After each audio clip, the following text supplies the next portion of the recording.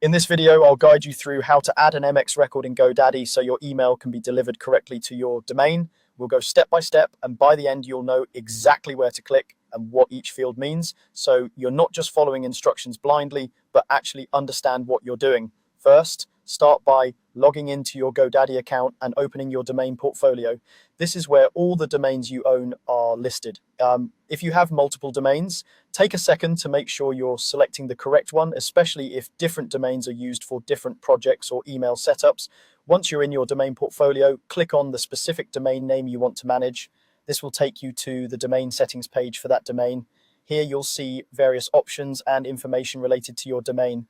Look for the DNS section and then click on the DNS tab. This opens the DNS management area, which is where all your DNS records live, including A records, name records, and the MX records we're about to add.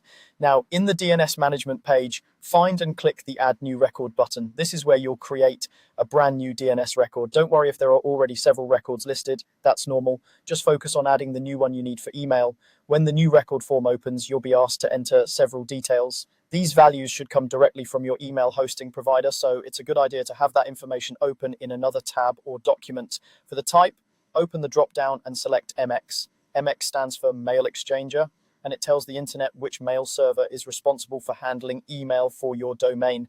Next, you'll see a field called Name. In most cases, you'll enter the @ symbol here. Using @ means the MX record applies to your root domain, so email addresses like info@your-domain or support@your-domain will be routed correctly. If your email provider has given you something different for the name field, follow their instructions, but @ is the common choice. Then you'll set the priority. This is usually a number like 0, 10, or 20.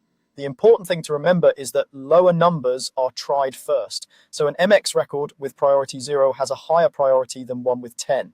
If you're entering just one MX record, you can simply use the value your email host provides. In the value field, enter the mail server address from your email provider. This might look like a mail server name they've given you. Make sure you copy it exactly with no extra spaces. For TTL, you can leave it as the default, which is typically 1 hour. TTL, or time to live, just controls how long other servers cache this information before checking for updates. Once you've filled in all the fields and double-checked them against your email host's instructions, click Save. Your MX record is now added in GoDaddy. Keep in mind that DNS changes can take a little time to fully update across the internet, so email might not work instantly, but you've completed the setup correctly on the GoDaddy side.